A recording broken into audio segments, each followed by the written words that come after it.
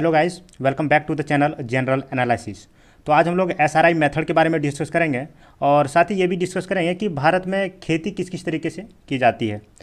जैसा कि हम लोग जानते हैं कि भारत की ज़्यादातर आबादी गांव में रहती है और वो मेनली खेती पे डिपेंडेंट है, इसलिए ये टॉपिक डिस्कस करना ज़रूरी भी हो जाता है। और दी एसआरआई मेथड के बारे में देखा जाए तो इसका सबसे पहला जो डेवलपमेंट है वो मेडागास्कर में हुआ था 1980 में। मेडागास्कर एक इंडियन ओशन में एक कंट्री है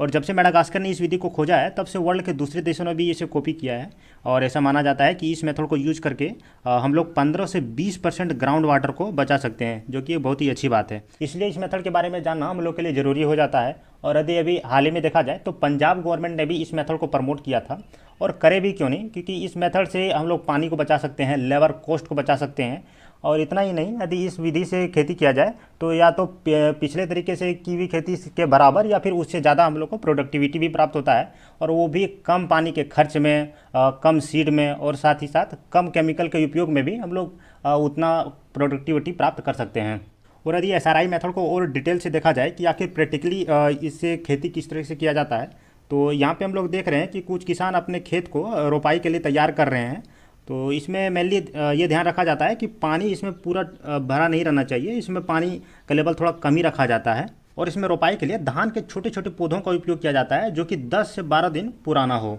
और इसमें यह भी ध्यान रखा जाता है कि इसके धान के पौधे में उसके जड़ में मिट्टी ठीक से लगा हुआ होना चाहिए, उसे ड्राई नहीं होने दिया जाना चाहिए, वो वेल मॉइस्चर्ड होना चाहिए।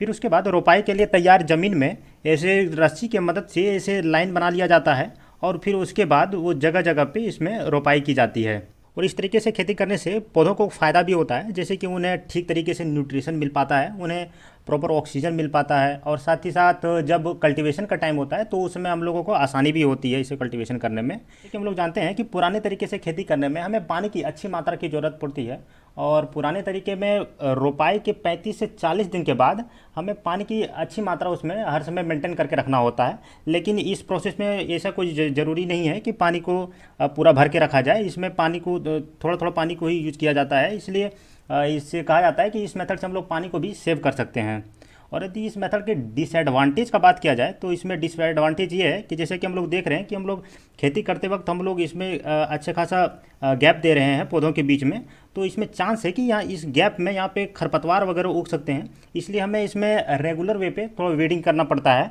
तो ये इसमें एक इसका डिमेरिट कर लीजिए, या फिर इसमें कुछ ज़्यादा केयर करना होता है इस तरह की खेती में।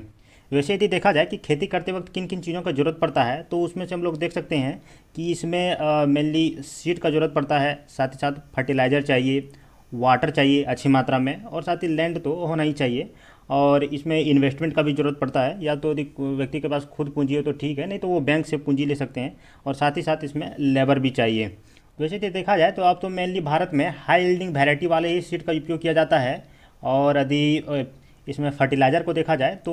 इंडिया में इफ़को एक संस्था है जो फर्टिलाइज़र की काफ़ी मांगों को पूरा कर रहा है। और यदि वाटर के बारे में देखा जाए तो इंडिया के ज़्यादातर किसान मेनली बारिश पर निर्भर होते हैं, और लैंड तो उनके पास होना ही चाहिए खेती के लिए। और साथ ही यदि इन्वेस्टमेंट का बारे में बात किया जाए तो इन्वेस्टमेंट के लिए वो बैंक के पास जा सकते हैं, और वैसे गवर्नमेंट ने काफ़ी ऐसी स्कीम निकाल रखी है जिससे हम लोग इन्वेस्टमेंट पा सकते हैं। और यदि इंडिया में लेबर के बारे में देखा जाए तो ज़्यादातर किसान अपने खेत में खुद काम करते हैं, क्योंकि उनके पास छोटी खेती होती है और वो अपने ज़्यादातर खेती वो अपने जीवन यापन के लिए कर रहे होते हैं, इसलिए वो अपने खेत में खुद काम करते हैं। और यदि हम लोग इंडियन मैप में देखें कि किस क्षेत्र में किस तरीके से खेती होती है, तो हम लोग ये इंडियन मैप में देख सकते हैं कि मेनली जो गैंगेटिक प्लेन वाला जो ये प्लेनर एरिया है वहाँ पे तो पूरा मैदान है। साथ ही साथ इधर पंजाब हो गया, हरियाणा हो गया, इधर गुजरात हो गया, और इधर साउथ में देखा जाए तो इधर महाराष्ट्र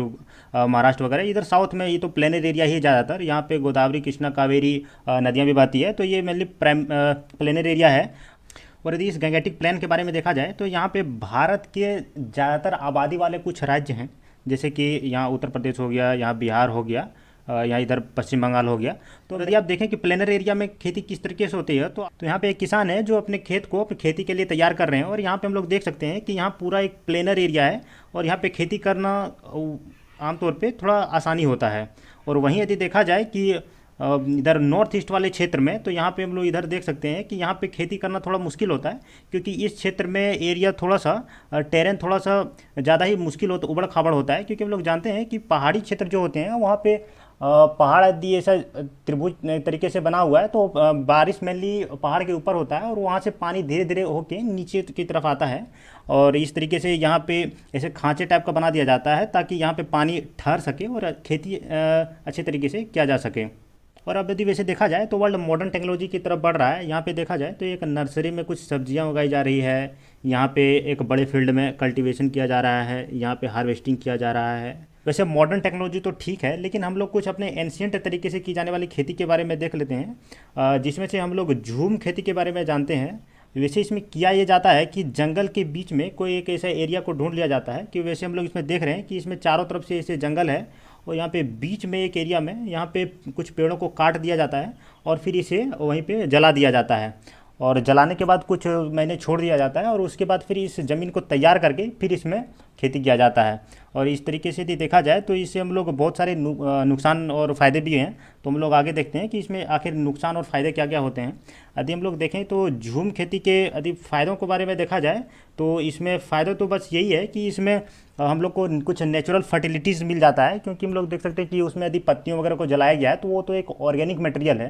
तो यदि वो कुछ जलने के बाद भी उसमें कुछ ऑर्गेनिक यदि मटेरियल बच जाता है तो वो खेती के वक्त में यूजफुल हो सकता है। और साथ ही साथ जो इसमें राख जो बचा है वो एक नेचुरल पोटास का काम करता है, और जितने हमें फ़ायदे नहीं हैं उससे ज़्यादा तो हमें इसमें डिसएडवांटेज भी हैं। और यदि इसमें डिसएडवांटेज के बारे में देखा जाए तो हम लोग इसमें कुछ ट्री को कटिंग किए थे, कुछ इसमें साथ ही साथ जब इसको जलाया गया था तो जलाते वक्त इसमें से काफ़ी सारा धुआं निकला था, जो कि इन्वायरमेंट पॉल्यूशन के लिए जिम्मेदार हो सकता है। और साथ ही साथ इसमें जब इसको जलाया गया था तो जलाते वक्त इसमें से गर्मी बाहर निकलता है, तो उस गर्मी के वजह से हम लोग अपने कुछ ज़मीन में पाए जाने वाले कुछ अच्छे जो बेनिफिशियल ऑर्गेनिज्म होते हैं कुछ उन्हें हम लोग खो देते हैं। लेकिन देखा जाए तो ये एक एंशियंट टाइम की बातें हैं, उस समय लोगों के पास उतना दिमाग नहीं था, उन लोगों के पास उतना नई टेक्नोलॉजी नहीं थी जिससे वो लोग खेती कर सकते थे, तो वो अपने हिसाब से जो उन्हें सही लगता था वो खेती करते थे। लेकिन अब वक्त काफ़ी बदल चुका है। वैसे हम लोग अक्सर न्यूज़ में देखते हैं कि दिल्ली में धुआं भर जाता है, और वो इसकी वजह ये होता है कि उसके पास के राज्य जैसे हरियाणा हो गया, पंजाब हो गया,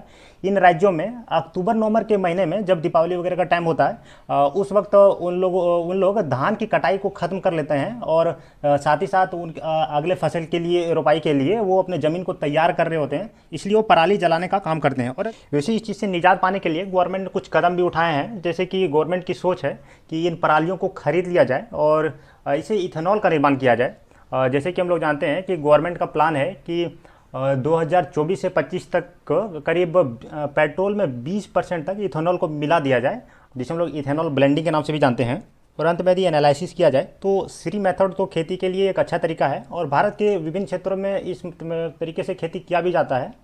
और यदि पंजाब गवर्नमेंट के बारे में बात किया जाए तो पंजाब गवर्नमेंट का ये इनिशिएटिव लेना कि श्री मेथड से खेती किया जाना चाहिए, ये तो ठीक है, लेकिन पंजाब गवर्नमेंट को इसके साथ ही अपने पराली निपटारण के बारे में भी थोड़ा ध्यान देना चाहिए, क्योंकि पराली को जलाकर पर्यावरण को नुकसान पहुंचाना ये भी कोई सही चीज़ नहीं है। इस वीडियो में इतना ही, तो मिलते हैं नए वीडियो में नए टॉपिक के साथ। और आप लोगों ने वीडियो को अंत तक देख ही लिया है तो चैनल को सब्सक्राइब करके ही जाइएगा। Thank you.